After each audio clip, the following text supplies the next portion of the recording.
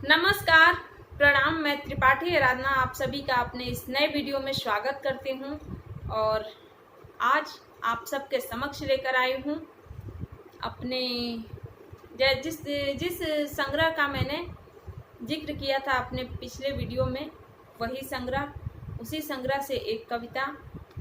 और जो लोग मेरा पिछला वीडियो नहीं देखे हैं तो एक बार कृपया जाकर मेरे चैनल पर मेरा पिछला वीडियो देख लीजिए और डिस्क्रिप्शन बॉक्स में आप लोग देख लीजिए, वहाँ मैंने विस्तार से इस पर चर्चा कर दिया इस पुस्तक पर।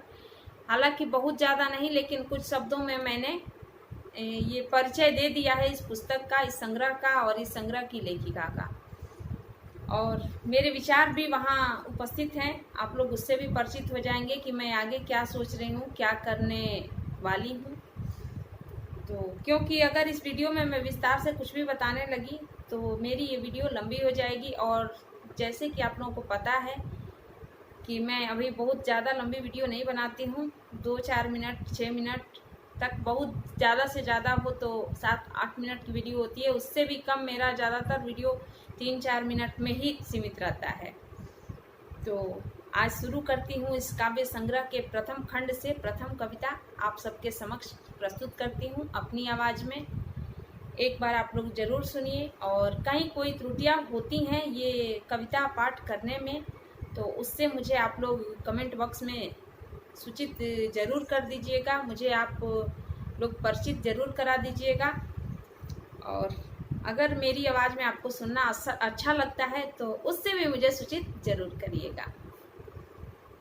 और दूसरी बात ये भी है कि अगर आप लोगों को ऐसा लगता है कि, क्योंकि बहुत सारी ऐसे काव्य संग्रह हैं, मेरे पास भी हैं बहुत सारे ऐसे उपलब्ध काव्य संग्रह हैं जिनकी कविताएं तो मैं पढ़ती हूँ, लेकिन ऐसा लगता है कि चलो यार क्या इसको साझा करना, ये तो सबके पास है।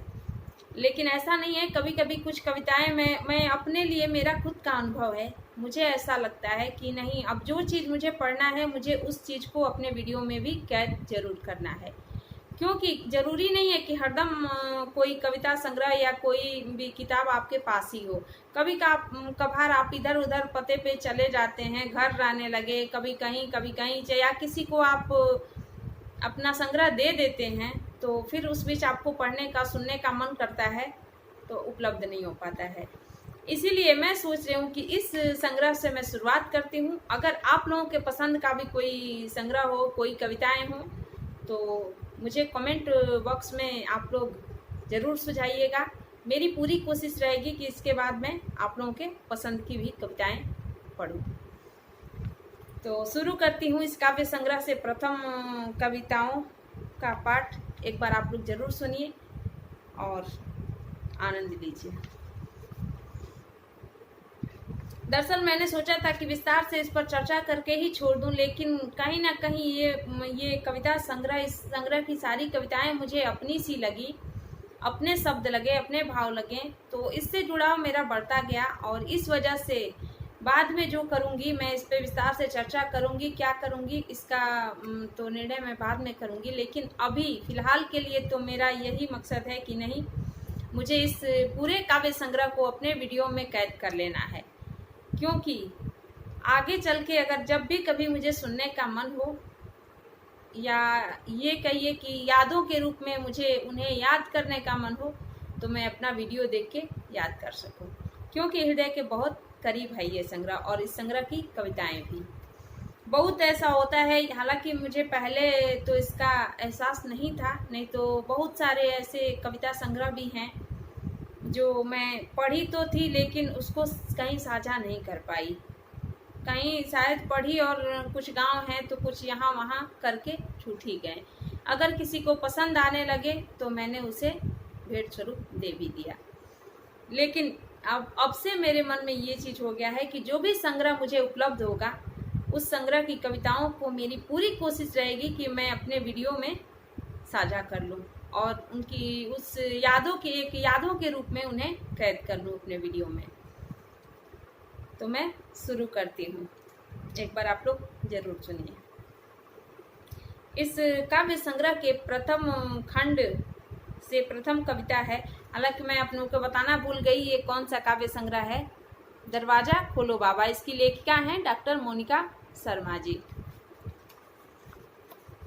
तो इस प्रथम कविता का शीर्षक है सनातन यात्री। एक बार आप लोग ध्यान से जरूर सुनिएगा।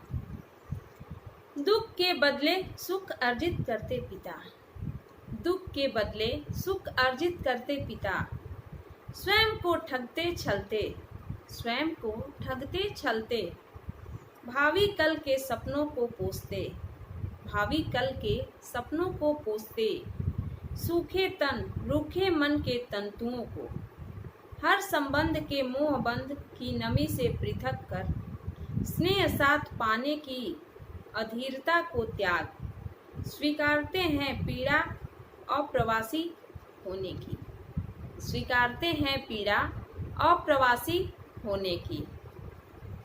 पिता, विभाजित मानस की हताशा और थकान के धागों में, विभाजित मानस की हताशा और थकान के धागों में, गूंथने नहीं देते कभी, बूढ़ी आंखों के अनकहे आग्रह में पलती, गूंथने नहीं देते कभी, बूढ़ी आंखों के अनकहे आग्रह में पलती, बाल हट में मचलती, पीछे छूटे आंगन में निपजती, आशाओं और अपेक्षाओं को, आशाओं अपेक्षाओं को।